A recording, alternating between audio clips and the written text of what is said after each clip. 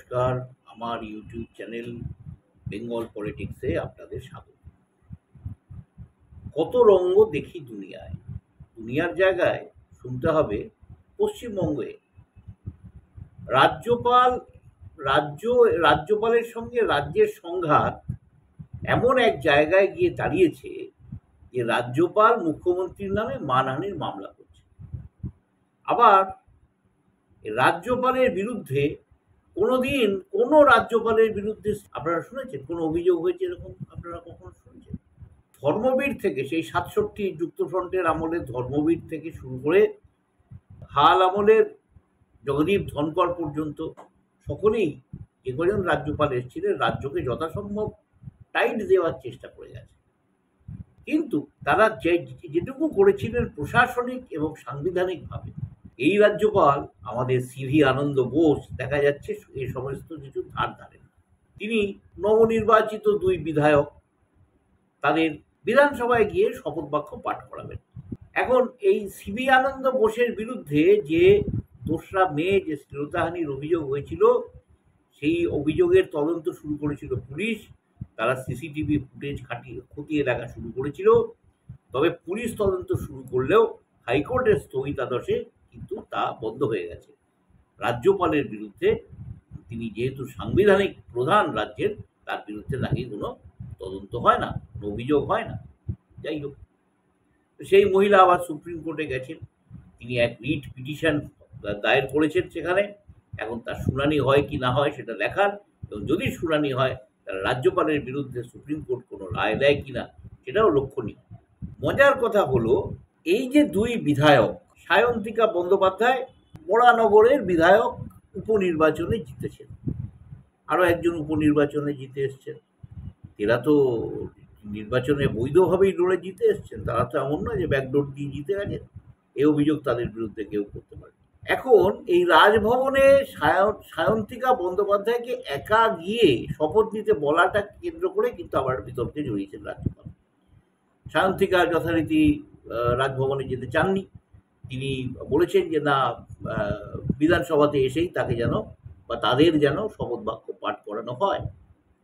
এতে আবার দেখা যাচ্ছে যে ক্ষুব্ধ হয়ে রাজ্যপাল নাকি তাদের বিরুদ্ধে ব্যবস্থা নিচ্ছে, এমন চিঠিপত্র তিনি এদেরকে পাঠিয়েছেন। মুখ্যমন্ত্রী মমতা বন্দ্যোপাধ্যায় এই ঘটনার পর বলেছিলেন, মানে যার জেরেই রাজ্যপাল মানহানির মামলা করেছেন, মুখ্যমন্ত্রী মমতা বন্দ্যোপাধ্যায় বলেছিলেন যে রাজভবনে আজকাল যা কীর্তি কেলেঙ্কারি চলছে তাতে মেয়েরা আর সেখানে যেতে ভয় পাচ্ছে। এই মন্তব্য ঝেড়েই রাজ্যপাল কিন্তু মুখ্যমন্ত্রীর বিরুদ্ধে হাইকোর্টের মানহানির মামলা দায়ের করেছেন, এবং সেই মামলার শুনানিও শুরু হয়েছে।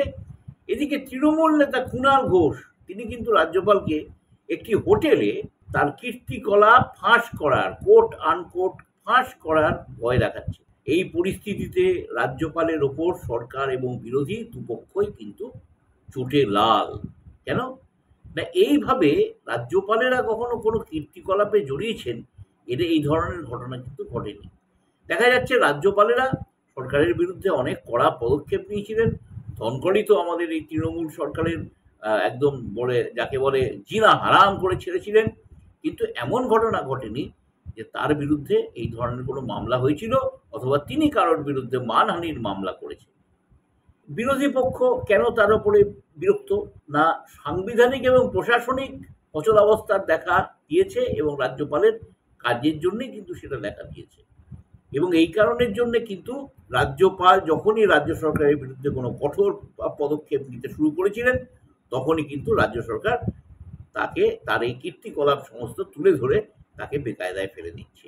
এতে বিজেপি চাইছে যে এই অবিলম্বে এই সিভি আনন্দ বোসকে, তৃণমূল অবশ্যই চাইছে অবিলম্বে এই রাজ্য থেকে সরিয়ে দেওয়া হোক, এবং অন্য কাউকে রাজ্যপাল হিসেবে এই রাজ্যে নিয়োগ করা হোক।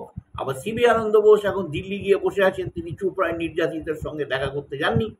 তিনি দিল্লি গিয়ে শোনা যাচ্ছে তিনি নাকি রীতিমতো তদবির করে বেড়াচ্ছেন, আর শাহকে চিঠি লিখছেন, কঠোর ব্যবস্থা নিন রাজ্যের বিরুদ্ধে ইত্যাদি প্রভৃতি। যেন তিনি একটা চিঠি লিখলেই তার রাজ্যের বিরুদ্ধে ব্যবস্থা হয়ে যায়, নির্বাচিত সরকারের বিরুদ্ধে ব্যবস্থা নেওয়া যেন খুবই সোজা। যাই হোক, এখন দেখা যাচ্ছে যে রাজ্যপালের এবং রাজ্যের এই যে সংঘাত, এর ফলে কিন্তু নানান ধরনের অভিনব ঘটনা ঘটছে, নানান মোড় দেখা যাচ্ছে, নানান খবর তৈরি হচ্ছে, এবং এটা কিন্তু একটা সত্যি খুব অবাক করে দেওয়ার ঘটনা। এবং এই ধরনের ঘটনা যে ঘটতে পারে কখনো, এটা কখনো ভাবা যায়নি। এই নজিরবিহীন ঘটনা এবার কোন দিকে যায় সেদিকে আমাদের নজর রাখতে হবে।